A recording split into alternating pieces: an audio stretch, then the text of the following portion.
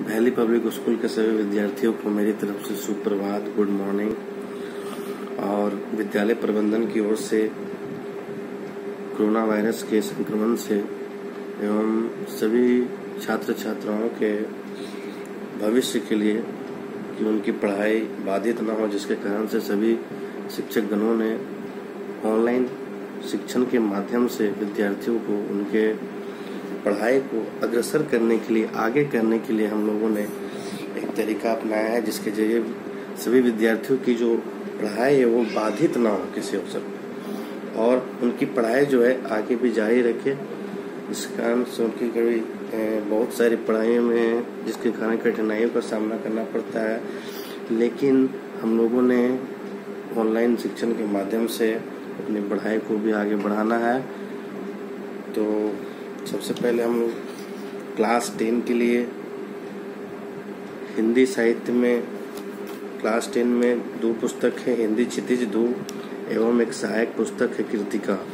तो सर्वप्रथम हम लोग आज जो हिंदी क्षितिज है उसमें बहुत सारे पाठ्यक्रम हैं, जिसमें पाठ्यक्रम में 2 खंडों के रूप में विभाजित किया गया है। पहला है काव्य खंड एवं दूसरा है गद्य खंड। काव्य खंड यानी जिसमें कविताएं होती है, जिसमें बहुत सारे सूरदास के पद हैं, तुलसीदास की राम लक्ष्मण परशुराम संवाद है, बहुत सारे कविताएं हैं जो भक्ति काल, आदिकाल, रीतिकाल और आधुनिक काल के कवियों ने अपनी कविताओं के द्वारा अपनी भूमिका को निर्वहन किया है। और दूसरा भाग जो है वो गद्य खंड है, यानी कहानी के ऊपर आधारित है, स्टोरी के ऊपर आधारित है, जिसमें बहुत सारे लेखकों ने अपनी रचनाओं के माध्यम से अपनी कहानियों को प्रकट किया है। तो सर्वप्रथम हम लोग काव्य खंड के ऊपर आते हैं। जो पहला पाठ है वो सूरदास का पद है, सूरदास का पद। लेकिन सूरदास को पद को प्रारंभ करने से पहले हम लोग सूरदास के बारे में जानना बहुत ही आवश्यक है। तो सबसे पहले हम लोग सूरदास के बारे में जानते हैं कि सूरदास आखिर है कौन। सूरदास हिंदी साहित्य के भक्ति काल के सर्वश्रेष्ठ कवियों में सूरदास का एक महत्वपूर्ण स्थान माना जाता है। और सूरदास भक्ति काल के हैं, लेकिन भक्ति काल में बहुत सारे कवि हुए, बहुत सारे लेखक हुए, लेकिन आपको ये कैसे पता चलेगा कि सूरदास भक्ति काल के हैं, लेकिन उनकी जन्म तिथि के अनुसार ये पता लगाया जा सकता है उनके काल के अनुसार। तो सर्वप्रथम मैंने पिछली कक्षाओं में भी आप लोगों को काल विभाजन, हिंदी साहित्य के जितने सारे काल हैं उनका एक एक करके मैंने खंडन किया था। आप लोगों को याद होगा। अगर आप लोग भूल चुके हैं तो मैं दोबारा उसको एक याद दिला देता हूँ। उसको आप नोट भी कर सकते हैं अपने कॉपी में। अगर आपके पास पुस्तक उपलब्ध है, अवेलेबल है, तो आप पुस्तक को ध्यान से, सूरदास के पद को ध्यान से देखिएगा, क्योंकि ये एक आम कविता नहीं है। जैसे हिंदी में एक आम कविता होती है जो हिंदी में लिखित होती है, वो नहीं है, बल्कि ये ब्रज भाषा में, सूरदास की जो ब्रज भाषा होती है वो ब्रज भाषा में लिखित एक कविता है। ठीक है। तो सबसे पहले हिंदी साहित्य में कालों का विभाजन है। सर्वप्रथम सबसे पहले आप नोट कर सकते हैं वीर गाथा काल, जिसको हम लोग आदिकाल कहते हैं। वो कब से कब तक चला? 1050 से लेकर 1375 ईस्वी तक। 1050 से 1375। दूसरा है भक्ति काल। ठीक है।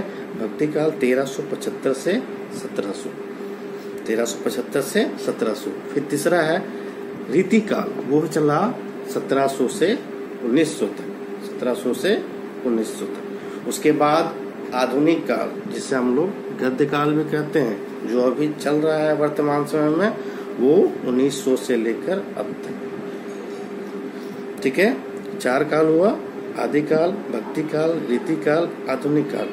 आदिकाल 1050 से 1375, भक्ति काल 1375 से 1700 और रीति काल 1700 से 1900। और गद्य काल, जिसे हम लोग आधुनिक काल भी कहते हैं, जो प्रेजेंट टाइम में भी चल ही रहा है, तो वो 1900 से। तो इसमें से भक्ति काल के विषय को चुना है मैंने, और भक्ति काल के विषय में आप लोगों के बीच चर्चा कर रहा हूँ। तो सूरदास भक्ति काल के सर्वश्रेष्ठ कवियों में से माने जाते हैं, और उनका जन्म कब हुआ है? 1478 ईस्वी में। 1478 यानी 1478 में तो इससे आपको पता चल जाएगा। आप लोग अगर इस काल को देखेंगे तो 1478 कहाँ पर आ रहा है, देखिए 1375 से लेकर 1700 तक चला है भक्ति काल। तो 1375 से 1700 के बीच में आता है 1478। तो इससे प्रमाणित होता है, इससे ये पता चलता है कि सूरदास भक्ति काल के कवि हैं। और सूरदास केवल भक्ति काल के कवि ही नहीं है, वो प्रारंभ से ही एक बहुत विख्यात संगीतकार भी माने जाते थे। वो भजन कीर्तन भी करते थे, ठीक है। तो जिसके माध्यम से आप लोग सूरदास के बारे में जान सकेंगे, ठीक है। तो सूरदास सगुन काव्य धारा के एक प्रमुख कवियों में जाने जाते हैं, ठीक है। सगुन और निर्गुण दो होता है। तो भक्ति काल में जो कबीरदास हैं, जिसके बारे में आप लोग जान चुके हैं पहले भी कबीरदास के बारे में, कि कबीरदास भक्ति काल के अवश्य थे, लेकिन वो निर्गुण धारा के थे। निर्गुण धारा यानी वो भक्ति काल के थे, भगवान को मानते थे, लेकिन उनकी पूजा पाठ अर्चना ये सब उनको व्यर्थ मानते थे, बेकार मानते थे। वो कहते थे कि पूजा पाठ करने की क्या आवश्यकता है, अगर सच्चे हृदय से अगर हम ईश्वर को मानते हैं तो हमारे ईश्वर सच्चे हृदय से हृदय में ही बसे हुए हैं, ठीक है। तो ये सगुन धारा के हैं, क्योंकि ये भक्ति काल के अवश्य हैं और ये भगवान को मानते थे और उनकी पूजा पाठ में ये विश्वास रखते थे, ठीक है। तो उसके बाद 1478 में जन्म हुआ है। कहाँ पर जन्म हुआ है? मथुरा के निकट रेणुका क्षेत्र में हुआ था, मथुरा के निकट, ठीक है। और ये जो है मथुरा और वृंदावन के बीच गौ घाट नाम का एक स्थान था, वहां पर ये रहते थे, भजन कीर्तन करते थे और वहां पर ही इनका सामना, उनकी भेंट, इनकी मुलाकात एक गुरु वल्लभाचार्य से होती है। गुरु वल्लभाचार्य, ये गुरु वल्लभाचार्य हैं जिनकी दीक्षा लेकर, जिनकी शरण में रहकर सूरदास ने अपने कवि के द्वारा, अपनी कविताओं के द्वारा एक नया आयाम दिया था। अपने जीवन में कविता लेखन से लेकर प्रारंभ करते हुए उन्होंने हिंदी साहित्य में एक अव्वल कवि के रूप में वो उत्कृष्ट हुए थे, ठीक है। तो वल्लभाचार्य उनके गुरु का नाम था, क्योंकि किसी के भी जीवन में एक गुरु का होना बहुत ही आवश्यक है, एक शिक्षक का होना बहुत ही आवश्यक है। जब तक आपके जीवन में कोई गुरु नहीं आएंगे, जो मार्गदर्शक नहीं बनेंगे, जो रास्ता दिखाने वाले नहीं होंगे, जो पथ दिखाने वाले नहीं होंगे, जो सही रास्ता दिखाने वाले नहीं होंगे, तब तक आपका जो जीवन है वो आगे की ओर नहीं बढ़ पाएगा, वो वहीं रुका रहेगा, ठीक है। तो इसलिए कितने भी महान व्यक्ति क्यों न हुए हों, उनके जीवन में भी गुरु का एक महत्वपूर्ण, शिक्षक का एक महत्वपूर्ण स्थान माना जाता है, ठीक है। तो और उसके बाद इन्होंने बहुत सारी रचनाएं की हैं हिंदी साहित्य में, जिसमें आप लोगों को पढ़ना है कि इनकी रचनाएं जो है महत्वपूर्ण कौन कौन सी है। सुरसागर, सुरसारावली और साहित्य लहरी। इसमें से सुरसागर जो है सर्वाधिक लोकप्रिय रचना मानी जाती है। ये सुरसागर जो है सर्वाधिक लोकप्रिय मतलब सभी जगहों में उपलब्ध मानी जाती है और सभी लोगों ने इसे सराहा है इसे पढ़कर, ठीक है। और उनकी एक उत्कृष्ट रचना के रूप में उभर चुकी है, ठीक है। इसलिए हिंदी साहित्य में इन्होंने ब्रज भाषा में कविताएं लिखना प्रारंभ कर दिया। गांव, भारतीय जो भारत देश है, इसके जो गांव है, खेत खलियान है, उसको देखते हुए इन्होंने अपनी रचनाएं किए।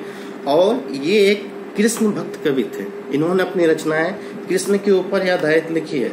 बहुत सारे कवि जो हैं अलग अलग भक्ति भावना से हैं, जैसे तुलसीदास राम भक्त हैं, राम जी के बारे में लिखे हैं, लेकिन ये सूरदास जो है वो कृष्ण भक्त हैं। कृष्ण से इनको बहुत ही गहरा लगाव था बचपन से ही, तब जाकर इन्होंने बहुत सारे कविताएं जो है कृष्ण के ऊपर लिखना प्रारंभ कर दिया, ठीक है। उसके बाद इन्होंने ब्रज भाषा में लिखी है, ठीक है। उसके बाद इनका अंत में जो है इन्होंने बहुत सारी रचनाएं की। उसके बाद करते करते इनका अंत में निधन जो है 1583 में इनका पारसौली में निधन हुआ, ठीक है।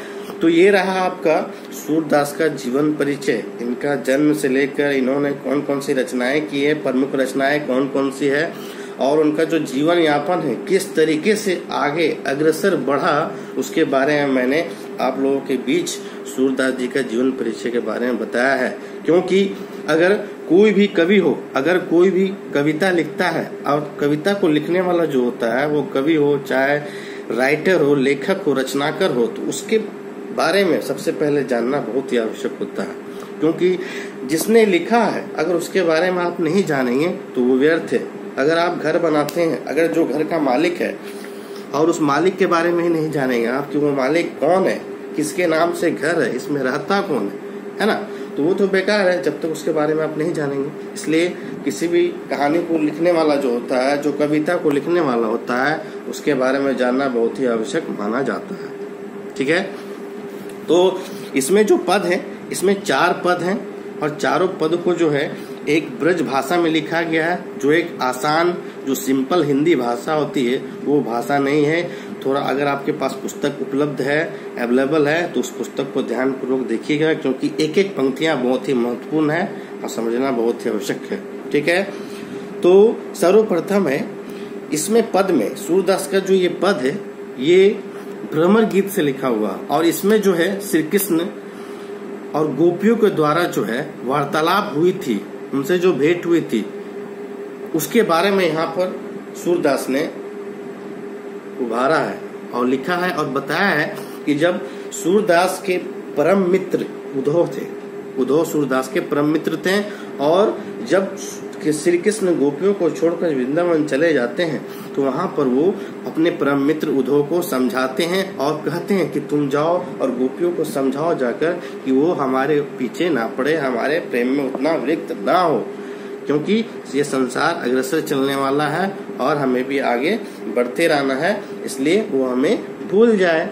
तब जाकर उद्धव कहते हैं ठीक है हम जाएंगे और गोपियों को निर्गुण बातें बताएंगे, उन्हें भटकाएंगे। ठीक है, तब उद्धव जो है गोपियों के पास आते हैं, तब गोपियां और उद्धव के बीच वार्तालाप होती है, बातचीत होती है। तो क्या बातचीत होती है उसके बारे में हम लोग थोड़ा सा देखते हैं। पहला है उद्धव तुम हो अति बड़भागी, उद्धव तुम हो अति बड़भागी। इसमें कौन किससे कह रहा है? इसमें गोपियां उद्धव से कह रही है कि हे उद्धव तुम हो अति बड़भागी, अर्थात तुम हो अति भाग्यशाली, अति भाग्यवान। क्यों भाग्यवान कह रही है उद्धव को? क्यों भाग्यवान कह रही है? क्या वजह है कहने का? क्योंकि उद्धव श्री कृष्ण के समीप रहते थे, उनके नजदीक रहते थे, और जो भगवान के नजदीक रहेगा, उनके शरण में रहेगा, तो सोच लीजिए वो कितना भाग्यशाली होगा और कितना भाग्यवान होगा। इसलिए वो गोपियां उद्धव को कह रही है कि हे उद्धव तुम बहुत ही भाग्यशाली हो। अपरस रहत सने तगाते नाहिन मन अनुरागी, अपरस रहत सने तगाते नाहिन मन अनुरागी। ठीक है, तो इसमें फिर कह रही हैं कि हे उद्धव ये जो तुम्हारा संदेश है, ये जो निर्गुण संदेश है, हम लोगों पर कुछ प्रभाव नहीं पड़ने वाला है, क्योंकि हम लोग कृष्ण के प्रेम में हम लोग धागे की तरह बंधे हुए हैं, और इस पर तुम्हारा ये जो निर्गुण संदेश है हमारे ऊपर कोई प्रभाव नहीं पड़ेगा। ठीक है, पुरीनी पात रहत जल भीतर, पुरीनी पात रहत जल भीतर ता रस देना दागी। तो पुरीनी पात का अर्थ होता है कमल का पत्ता, पुरीनी का अर्थ होता है कमल और पात का अर्थ होता है पत्ता। तो यहाँ कमल का पत्ता के रूप में बताया गया है कि जिस प्रकार कमल का पत्ता जो है वो जल के ऊपर रहते हुए भी उस पर तनिक भी एक जरा सा दाग या धब्बा नहीं पड़ता है। ठीक है, उसी प्रकार हम लोग भी श्री कृष्ण के प्रेम में इतने उलझ गए हैं, इतने समा गए हैं कि हम लोगों के ऊपर भी जो है एक प्रकार से दिखावटी रूप से वो दिखना संभव नहीं होता है। ठीक है, ज्यों जल माँ तेल की गागरी बूंद ना ताको लागी। जिस प्रकार जल में तेल की जो गगरी होती है, तेल का गगरी मतलब एक प्रकार से समझिए मटका, छोटा सा मटका जो होता है, घड़ा जो होता है जैसे पानी का घड़ा, उसी प्रकार यहाँ पर तेल का छोटा सा मटका है, गगरी है, जो जल के ऊपर रहता है लेकिन वो कभी डूबता नहीं है ना। उसी प्रकार हम भी श्री कृष्ण के प्रेम में ऊपर ही ऊपर ऐसा लगता है समाये हुए हैं। ठीक है, प्रीति नदी में पाँव ना बोरियो दृष्टि ना रूप परागी। प्रीति नदी का अर्थ होता है प्रेम रूपी नदी, है ना। वो उद्धव को कहती है गोपिया कि तुमने कभी प्रेम रूपी नदी में पाँव डुबोया ही नहीं है, तो तुमको प्रेम का क्या आभास होगा। और हम लोगों ने श्री कृष्ण के प्रेम में हम लोग सभी जुड़ चुके हैं। ठीक है, सूरदास अबला हम भोरी गुड़ चाटी जो पागी। फिर सूरदास कहते हैं जिसमें गोपियां कहती हैं कि हे उद्धव, जिस प्रकार हम सभी महिलाएं, हम सभी गोपियां जो है भोली भाली नारियां हैं, महिलाएं हैं, और हम सभी भोली भाली महिलाओं को तुम अपने निर्गुण का पाठ पढ़ा रहे हो, लेकिन हम पर कोई प्रभाव नहीं पड़ता है। जिस प्रकार जो चींटी होती है वो गुड़ में लिपटी हुई होती है, क्योंकि चींटी को जो मिठास है वो बहुत ही पसंद है ना। मीठा चीज चींटी को बहुत अधिक पसंद होता है, और वो कहीं भी रहेगा तो वो खोजते खोजते ढूंढते ढूंढते उसके पास पहुंची जाएगी। उसी प्रकार हम लोग भी श्री कृष्ण के प्रेम में लिपटे हुए हैं, और अपनी तुम इस निर्गुण साधना का संदेश हमारे पास ना भेजो। ठीक है, तो ये रहा प्रथम पद, और फिलहाल आप लोगों के लिए ये प्रथम ही पद है, और नेक्स्ट वीडियो में उसके बाद चर्चा करेंगे। धन्यवाद।